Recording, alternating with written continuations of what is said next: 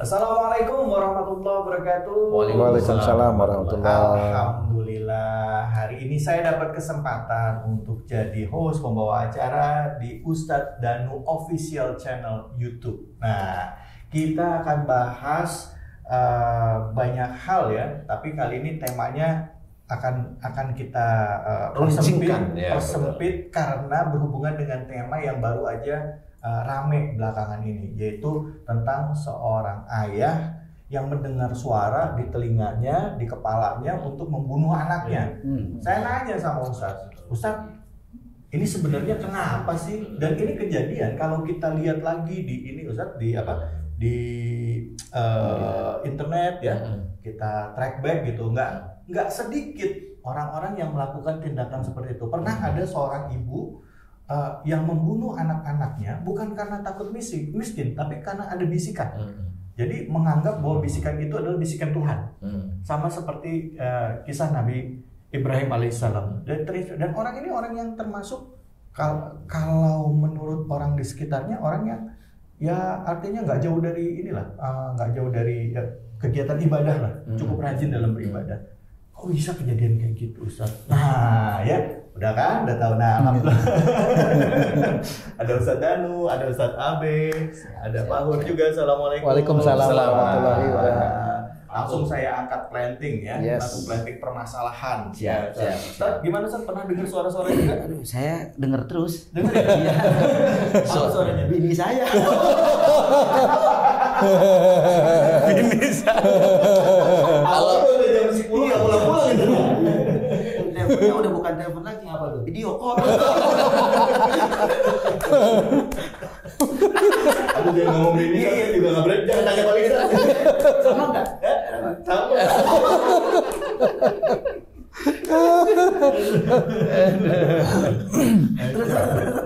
Dasar jadi ngomong.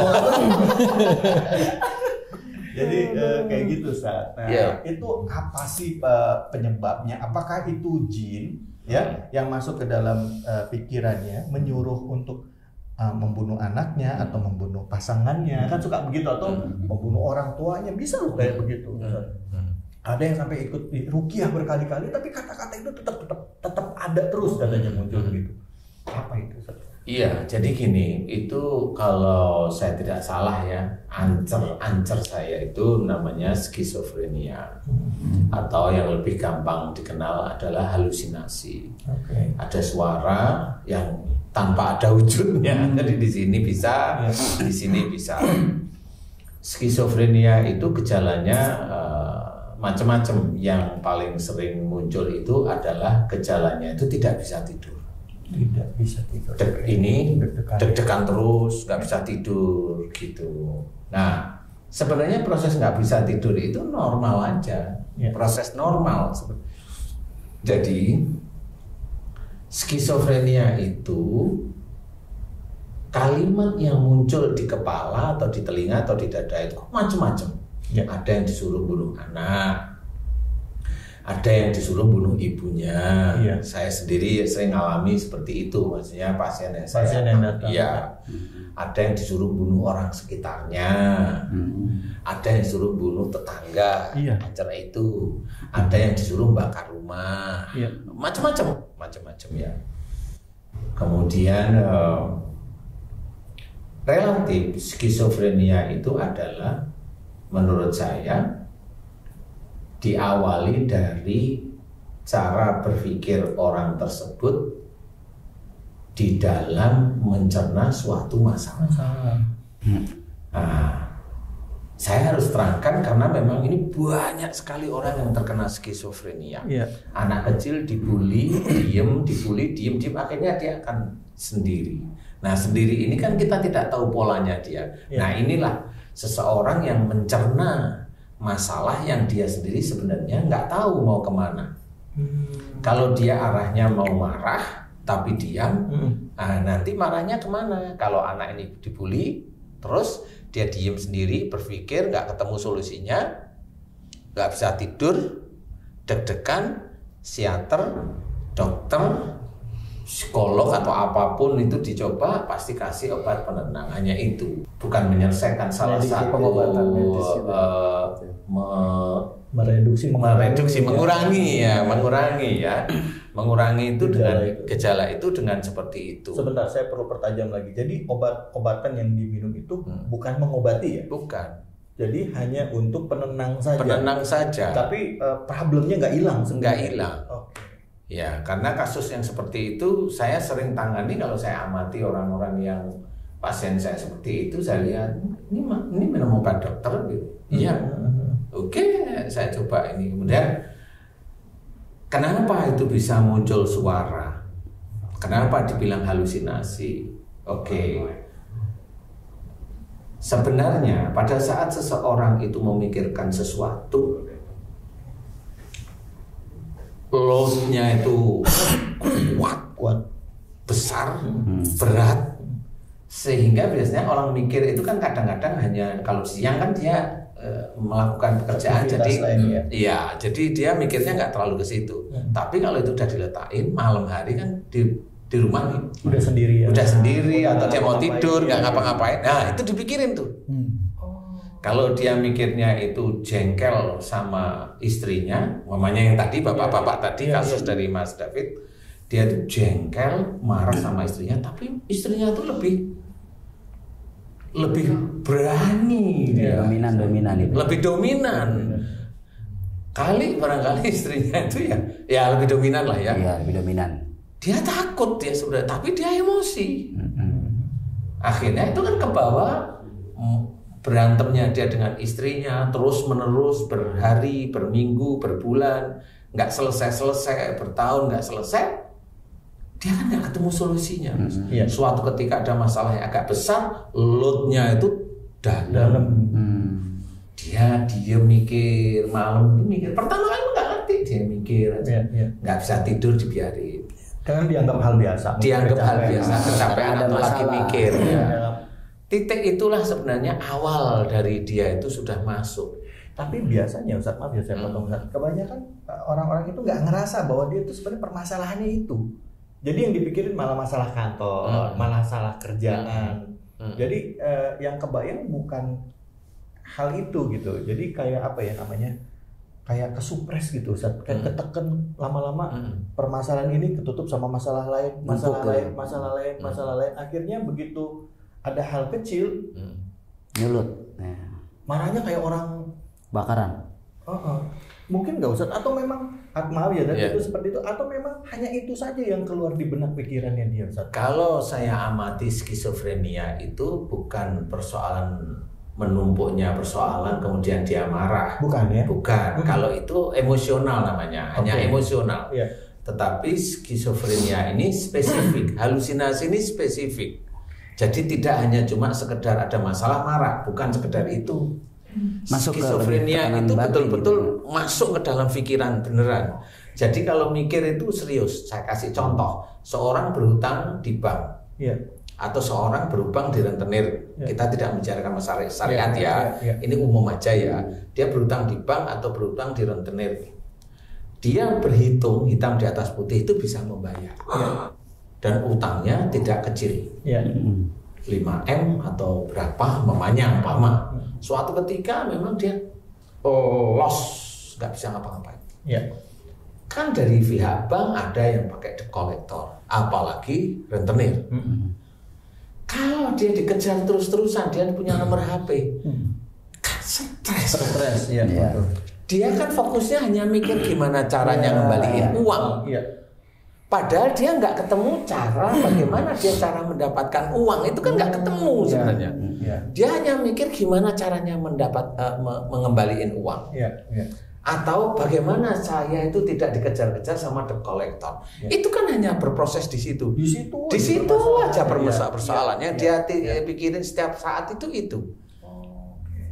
Nah dari situ nggak ketemu, pinjam temen nggak bisa, kan dia mikir. Apa saya mending bunuh diri ya biar lepas. Awalnya itu dia mikir. Awalnya itu hanya itu Mas sebenarnya. Hanya permainan pikiran. Padahal itu kita ingat bahwa jika seorang muslim berkata-kata itu adalah doa baginya, itu kan nggak sadar. Atau seseorang manusia yang berkata-kata itu menjadi doa sebenarnya. Dan itu diingat, oh iya ya, wah kalau lepas nggak ada apa-apa. Ya terus kemudian mikir lagi dia masalah itu, nggak bisa ketemu ke sana kemari, itu kan dicari, dikejar di ini kan nggak bisa istirahat. Akhirnya memang nggak bisa ngapa-ngapain. Akhirnya karena dia itu awal itu apa bunuh diri aja apa ya, itu sudah masuk terus, itu jin khusus yang berhubungan dengan bunuh diri. Itu akhirnya masuklah kalimat bunuh diri aja. Dan kalimatnya itu ada beberapa pasien saya itu kalimatnya jelas, ke mall. Ya awalnya gitu. Naik detail ya, tapi ya ke situ, Iya. ke mall gitu, ke mall, awalnya gitu aja, Iya. ke mall itu aja kalimatnya itu. Kok ada panggilan ke sana gitu ya? Setelah ke mall nanti cari jendela, cari lantai paling tinggi, itu nonton, habis itu loncat aja kan bebas nanti, gitu jawabannya. Jadi orang dia sendiri juga nggak bisa ngomong sama teman-temannya, nggak bisa karena itu hanya dia yang tahu. Oke, ini Ustadz kan bicara tentang orang yang bunuh diri, yang sama juga, yang itu juga yang terjadi sama orang yang nekat membunuh anaknya, membunuh istrinya, dan kata-kata itu yang keluar. Iya, itu yang keluar. Bisikan-bisikan itu. Jadi bisikan itu bukan jin. Jin. Atau jin. Itu jin. Cuma kelasnya kan beda-beda ya, kelas jin itu kan beda-beda. Kalau jin ilmu kalimatnya nggak seperti itu, pura-pura pura-pura bijak. Ustadz pernah ya begini, ketawa dia pasti. Pernah. Jadi lebih ke arah kebaikan. Arah kebaikan gitu. Jadi apa ya, bisikannya itu lebih ke kita ayo ibadah. Ada, jangan dianggap bahwa skizo ini mengarahkan kepada keburukan aja, enggak. Tapi dia juga menyekutukan kita bagaimana untuk berpaling dari Allah. Iya, gayanya untuk ibadah. Awalnya gayanya kayak untuk ibadah, tapi buntutnya nanti malah membuat kita berpaling dari Allah. Iya, pasti. Pasti. Nah, itu jenis ilmu. Pasti itu jenis ilmu. Ente belajar di mana? Maksudnya dapat ilmunya dari Oh ya kan kita banyak hal lah, pengalaman. Kebetulan saya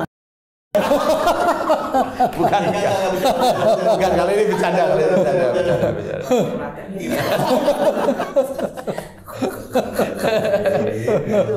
Khiso itu begitu kan? Iya, rata-rata seperti itu. Jadi ada bisikan itu di dalam otak yang menyuruh dia untuk melakukan itu. Melakukan sesuatu tergantung dari apa yang dia pikirkan. Jadi sebagai jalan keluar dari permasalahannya dia atau apa? Ya itu kan karena dia nggak punya jalan keluar sebenarnya. Jadi nyari solusi sendiri. Nyari solusi sendiri sebenarnya. Jadi kalau mamanya dia itu jengkel sama istrinya, ya kembali lagi. Tapi nggak berani gitu ya. Nggak berani. Nanti saking jengkelnya sama istrinya itu kan termasuk sama anaknya, marah dia. Tapi intinya itu ke istrinya. Marahnya ya marah biasa aja. Nah nanti suatu ketika mulai muncul, bunuh anakmu. Karena gara-gara jengkel sama istrinya, tapi dia nggak berani. Makanya cara pelampiasannya yang ngomong anaknya suruh bunuh. Jadi nanti kalau orang yang bunuh anaknya itu harus ditanyain beneran, kamu jengkel sama istrimu? Insya Allah dia jawab iya bener. Kamu nggak berani jawab iya pasti. Dan kamu sering marahin anakmu karena jengkel sama istrimu, dia jawab iya. Dan itu memang penyakit. Kalau di luar negeri memang itu masuk. Iya. Tapi kalau di sini ditahan beneran di sel. Iya. Karena nggak mau tahu orang sudah bunuh kan gitu ya. Iya. Nah, inilah skizofrenia. Banyak sekali. Jadi istilahnya ada yang harus dia suruh bunuh ibunya padahal masih anak-anak kecil, anak umur 10 tahun. Ada bisikan kata bisikan dalam hati itu suruh bunuh ibunya. Karena saya sudah hafal seperti itu, saya tanya, Dek, ngapain sih jengkel sama mama? Iya. Dan tanya, kalau dia kan nggak ngerti pola saya, dia jawab, kenapa sih jengkel sama mama, Dek? Mama itu loh Ustadz, aku itu ngerjain apa aja tuh salah aja. Oke. Dimarahin aja. Ya kan saya jengkel. Bener Bu, begitu saya tanya sama ibunya. Iya sih Ustaz, ibunya ya jujur ngomong iya. Ibunya ya alasannya ya gampang, biar anak saya itu rajin, nurut gitu. Mau salah lewat mana? Iya. Tujuannya baik sebenarnya. Tujuannya baik tapi nggak ngerti kalau dia itu sebenarnya juga marah sama anaknya. Nah anaknya, karena anaknya itu juga agresif mirip sama ibunya, kan keras ketemu keras. Frekuensinya tuh. Nah karena anak ini juga keras, takut sama ibunya, kan tertekan dia marahnya. Ya akhirnya muncul di sini. Kecil juga bisa ya? Iya bisa lah. Semua. Wong jin itu masuk ke tumbuh-tumbuhan aja bisa. Malah ada orang itu tumbuhan di suatu tempat gede dirukyah itu gara-gara masukkan jin. Kan gitu. Janganlah kasihan tanaman kok. Yang dirukyah orang aja ya. Iya. Saya malah nganjurin dunia itu loh dirukyah kan gitu ya. Biar jinnya hilang. Biar nggak ganggu orang kan gitu ya. Karena memang kalau saya memang selalu ingat bahwa Allah itu menciptakan sesuatu di muka bumi dan di langit ini tidak akan sia-sia. Tidak akan sia-sia. Ya. Termasuk jin-jin itu, jin itu sebenarnya tidak sia-sia, dia menjadikan seorang skizofrenia. Itu jin masuk ke dalam tubuh anak atau ke siapapun dalam kasus ini Ustaz. Kasus kok bisa dia nempel masuk itu, apakah dia lagi duduk di mana tahu-tahu nempel atau dia memang di rumah karena ngeliat emang jinnya udah ngincer atau gitu. Ya, ini kan jadi pertanyaan Ustaz. Gimana proses selain pada saat dia kalut biasanya Ustaz lihat kalau dari tahu-tahu jinnya bisa ikutan di sana atau mungkin jin turunan? Enggak. Jadi gini, Allah itu menciptakan jin itu kan banyak sekali. Ya. Yang jelas kalau dia itu marah kepada istrinya, ini satu kasus ya. Satu kasus kita ngomong ya. Di sebelahnya itu ada pocong kuntilanak, dia marah sama istrinya.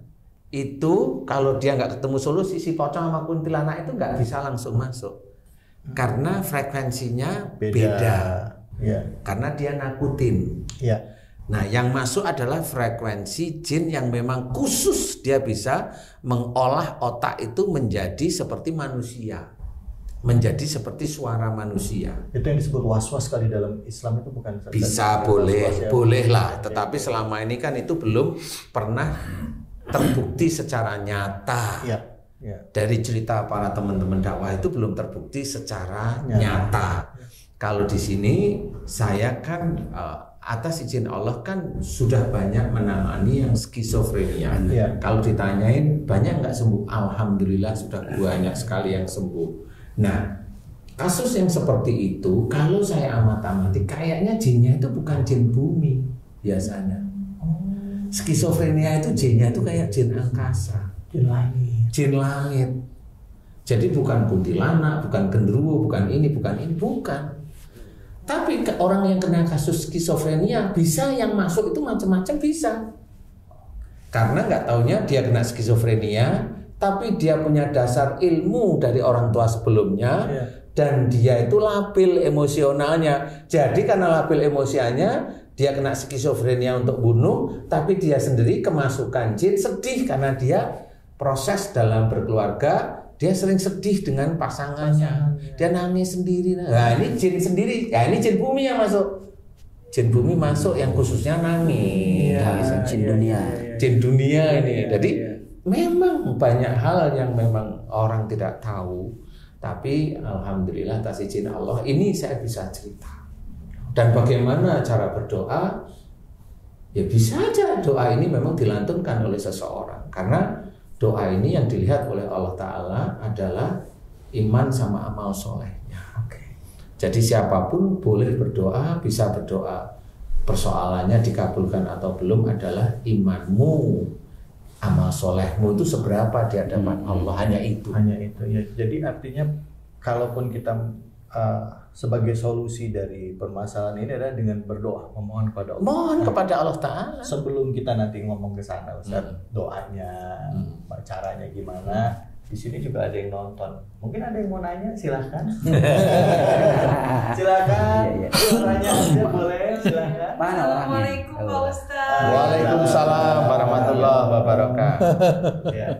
Ngobrolin soal skizofrenia Pak. Iya. Kebetulan nggak secara tidak sengaja dan nggak secara sengaja lah ya. nggak sengaja orang nggak tahu itu dialami oleh anak aku yang berumur Enggak, itu. yang berumur 9 tahun. Oke. Dimana emang kecenderungan emosionalnya Tinggi ya? itu termasuk tinggi. Nggak tahu dari saya atau dari bapaknya, nggak tahu yang mana. Iya. Kalau yang baik-baik dari ibu biasanya. Yang jelek-jelek pasti dari bapak. Belum tentu mas. Oh enggak ya? Bisa dari tetangga. Anak tetangga dong pak. Wah ngeri juga ya. Oh, tetangga ngapain? Hah?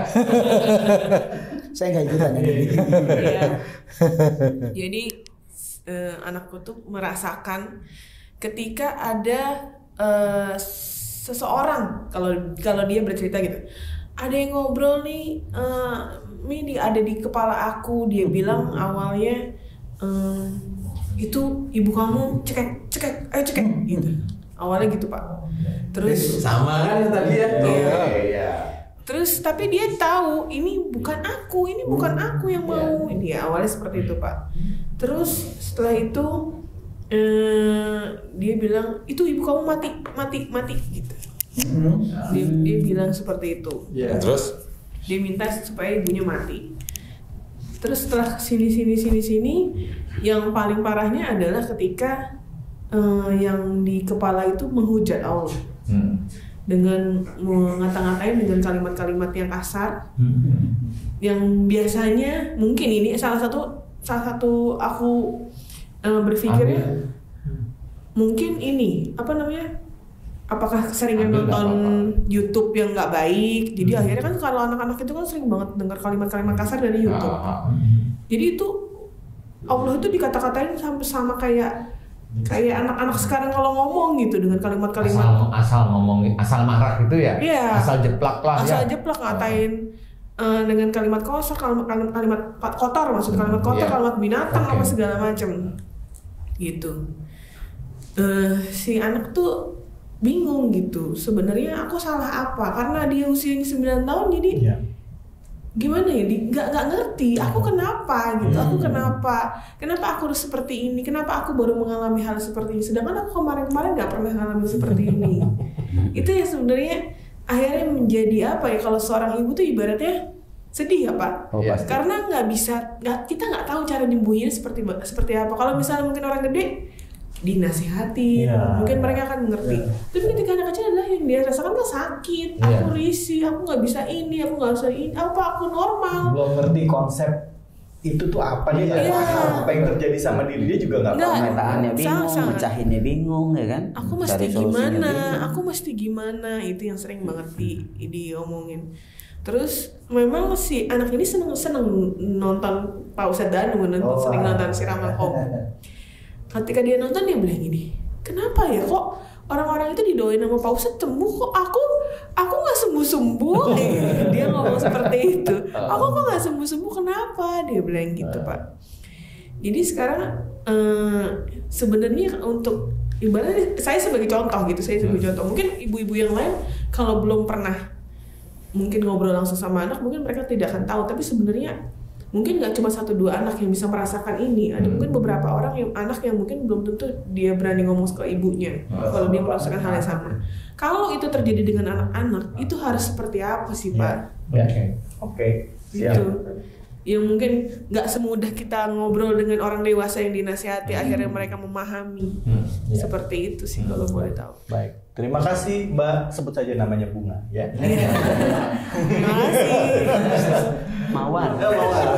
Mawar ya. Sebut saja namanya Mawar. Bunga yang sudah layu. Iya.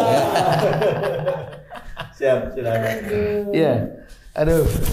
Jadi seperti ini. Itu pertanyaan bagus, makanya tadi saya pernah menangani. Cuma memang ya kalau tadi pertanyaan tadi itu kan memang secara prinsip ada beberapa hal yang terjadi pada anaknya beliau. Jadi satu memang ada sihir, karena ada yang memang Omongannya itu tipikal omongan manusia. Nah, itu alhamdulillah sudah selesai. Kemudian yang berikutnya adalah cekek ibu. Ya. Nah, itu yang tadi saya bilang. Berarti si adik ini dia sebenarnya menyimpan kemarahan sama jenengan.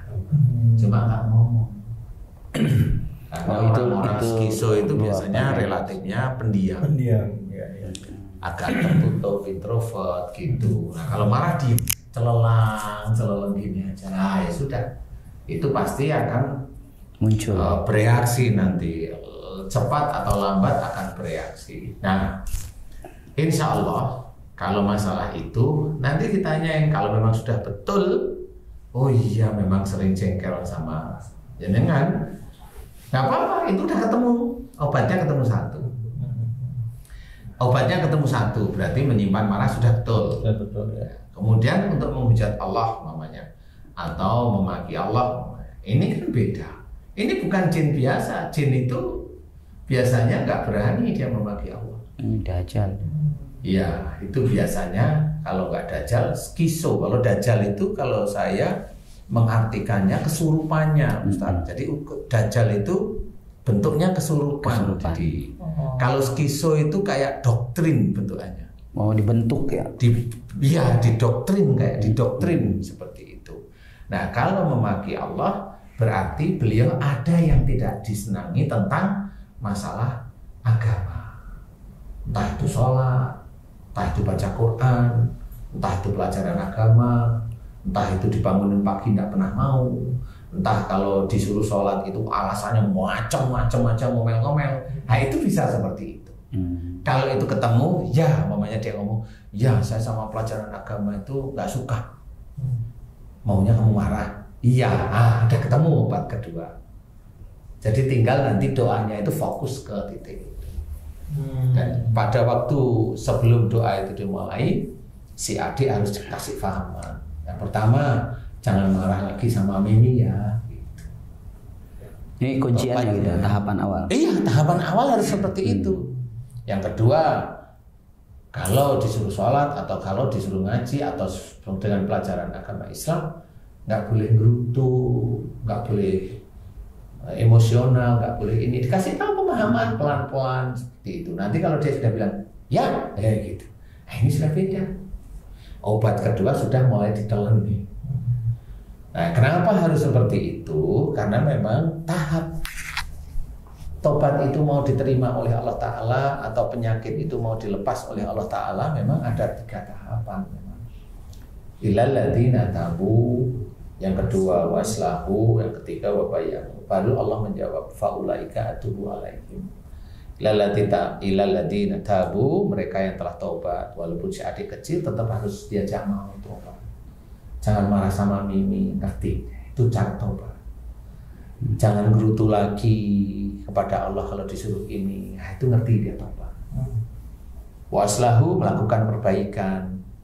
Belajar untuk mulai hari itu tidak melakukan lagi. Sering minta ampun, sering minta maaf sama Miminya. Nah, ini sudah mulai proses. Pada Allah itu proses sudah dimulai. Nah, dari situlah mulai nanti wabayanu memberikan nasihat baik, mulai dia mau ngomong sesuatu yang baik-baik. Baru Allah menjawab, maka tobat mereka yang kuterima. Jadi proses penyembuhan penyakit itu kalau kita mau dasarkan dengan syariat harus jelas dasarnya. Jadi orang sakit itu bukan langsung dibaca-bacain, salah menurut syariat itu sudah salah dulu. Nggak akan bisa sembuh kalau caranya begitu. Karena Allah sudah menyuruh, tobatlah, berubahlah, kan gitu. Nah, kalau memang itu dipenuhi ya insya Allah nanti bisa. Insya Allah. Tinggal iman kita itu kuat apa hendaknya di hadapan Allah, amal soleh kita kuat apa hendaknya. Itu aja sebenarnya. Doa biasa aja, nggak aneh-aneh. Karena skizofrenia itu tidak tertulis di dalam Quran. Mau dibacain surat mana, ayat apa? Bukan saya ini, enggak, memang nggak ada. Itu. Jadi intinya dekati secara ini. Ya saya yakin kalau jenengan itu miminya ya pasti mau lah dielus Tahu cara. lah ya cara ya insya Allah. Kalau anak ya, kecuali kalau bapaknya saya nggak tahu. Tapi aku ada satu pertanyaan nih. Memungkinkan nggak sih Pak seorang anak itu mengalami skizofrenia itu berasal dari turunan misalnya? Apakah salah satu orang tuanya mengalami hal yang sama? Itu mungkin nggak sih si anak itu akhirnya bisa seperti itu? Skizo itu yang turunan itu bukan penyakitnya. Yang turunan itu sifatnya, karakternya dulu. Karakter umpamanya salah satu orang tuanya emosional, nah karakternya masuk emosional. Nah kalau sudah karakter emosional, sehari-hari ada beban enggak? Hanya itu aja. Beban, ujian yang harus dihadapi seseorang itu mampu nggak dia menghadapi? Nah kalau tidak mampu, introvert. Kalau yang satu umpamanya orang tuanya karakternya emosional, pada waktu dia menghadapi masalah marah dia, kan keluar marahnya. Nah, dia nggak mau mikir, marah yang keluar, nggak mau mikir itu istilahnya. Memang nggak skizo sih. Nah, tapi anaknya karakternya diem, marahnya diem. Nah, kan nggak ketemu nih solusinya di sini. Ya itulah yang akhirnya masuk jin, masuk ifrit, mengunci, Allah mengizinkan, jadilah skizo. Seperti itu. Gimana? Sudah jelas? Alhamdulillah sudah jelas. Ibu yang sebutlah namanya Mawar. Jadi jelas bahwa skizo ini berhubungan dengan karakter dari anak sendiri yang diturunkan dari orang tua. Dan kalau sampai kita mengalami permasalahan, terus kita tidak kuat menghadapi permasalahan, sehingga akhirnya muncul kata-kata, bisikan-bisikan, itu bukan datang dari dalam, tapi juga itu adalah sebenarnya bisa jadi masuk dari bisikan dari jin, ya, pasti. Untuk kita melakukan hal-hal tersebut. Nah, pertanyaannya, Ustaz, tidak jarang juga dari orang-orang ini yang mengalami oke. Nanti aja kita simpan pertanyaannya. Gak apa-apa. Udah jarain boleh gitu ya. Yang mengalami hal ini rajin ibadah, Ustaz. Rajin ibadah, tapi muncul satu pembenaran di dalam pikirannya yang mengatakan ini adalah perintah Tuhan. Ada loh yang kayak begitu. Dia mengatakan ini perintah Tuhan, begini. Nah itu langsung saja karena dia merasa apa yang dia lakukan itu sudah benar semua. Nah makanya dia ada skizonya ya perintah Tuhan. Yang tadi saya sampaikan itu. Nah iya. Nah dia dinasihatin nggak bisa karena merasa agamanya dia ngerti. Iya. Ini udah petunjuk yang benar ini. Ya yang benar yang ini nih, gitu ya tidak boleh. Dan dia merasa Sehingga dia pun dekat dengan merasa melakukan ibadah ya. Saya nggak ngomong agama manapun, tapi kira-kira begitu. Kira-kira begitu. Dan itu banyak yang benar. seperti itu. Sehingga dia mengkultuskan dirinya seorang A, B, C. Itu bisa. Kalau mamanya kalau di kita itu ya dia merasa dirinya nabi mamanya. Nah, ya itu sudah pembentukan muncul di situ. Muncul dia. Merasa dia itu yang hebat, pinter. Dia guru yang paling benar mamanya. Itu nanti lama-lama ya bisa datang skizo. Oke. Karena sebenarnya kalau dia kan tahu agama, iya, tapi imannya kan compang-camping di hadapan Allah. Iya. Karena pada saat dia itu mengetahui agama, tapi dia ujub riya, selesai. Ya. Imannya hancur sudah, walaupun dia mau pakai gamis, pakai peci haji kayak apa, hancur itu sudah. Mau kayak apa? Ya. Kan gitu. Jadi banyak hal. Contoh umpamanya ada seseorang yang bisa, dia memang bisa aja, ini cerita ini bisa aja ya. Bisa aja dia seorang agamis, tapi dia dia laki-laki, dia dakwah, tapi dia suka sama laki-laki. Iya. Dari mana imannya bisa menyelesaikan dia itu bisa suka sama laki-laki? Ya. Nggak bisa, dan itu dia lakukan terus. Dari sisi iman nggak bisa karena dia nggak ngerti kenapa saya suka sama laki-laki. Dia nggak ngerti. Itu sebenarnya ada bisikan jin juga. Bukan hasrat kalau itu sudah Nafs, ya, betul. Oke, kita bahas lagi nanti spesifik soal ini ya Ustadz ya. Sama tadi ada juga sebenarnya akhirnya muncul pertanyaan-pertanyaan di otak saya yang agak liar nih pertanyaannya. Tapi sebelum nanti masuk ke tema-tema yang lain lagi di kesempatan atau episode yang lain, untuk khusus skizofrenia ini Ustadz, apa yang bisa disimpulkan dan juga gimana cara mengobatinya mungkin buat yang lagi nonton sekarang ini. Boleh. Ya. Jadi gini, doa ini boleh dicatat. Ya. Karena doa ini sebenarnya biasa aja. Ya. Yang pertama, orang yang kena skizofrenia itu diamati. Ya. Itu kalimat yang keluar itu apa. Ya. Dan kita harus mendengarkan karena memang dia sakit. Ya. Dengerin kemana arahnya, kan seperti itu ya. Ya. Kalau memang dia itu doktrinnya itu bakar rumah, dia udah punya suami atau istri atau belum, kan gitu. Biasanya kalau bakar rumah itu dia belum punya pasangan. Biasanya. Loh kenapa? Karena dia biasanya jengkel, minta apa-apa sama orang tuanya nggak dikasih. Nah, itu skizofrenianya suruh bakar rumah. Nah, orang kan nggak pernah tahu yang begitu itu. Nah, tapi emang suruh bakar rumah cuma di sini. Kalau itu di sini betul, tapi kalau suruh bakar rumah di mana? Di sini. Nah, ini ada kemungkinan berikutnya yang harus diketahui. Sebenarnya skizo itu di sini. Tapi kalau dia dengar di sini, berarti orang yang kena skizo ini dia punya ilmu. Ilmu, ngerti ilmu ya, maksudnya ilmu itu yang sering diamal-amalin, dia ritual apa, ya, nanti ada jin di dalam tubuh, nah, itu ilmu. Atau mantra yang diulang-ulang. Itu ilmu istilahnya. Nah, kalau dia sudah penuh ilmu di situ, biasanya yang paling gampang disetir itu adalah ilmunya. Jadi jin angkasa ini akan memegang jin bumi punyanya dia. Kemudian jin angkasa ini dipegang oleh ifrit. Kemudian dipaksa untuk ngomong bakar rumah itu. Dan itu kalimatnya hanya monoton itu aja.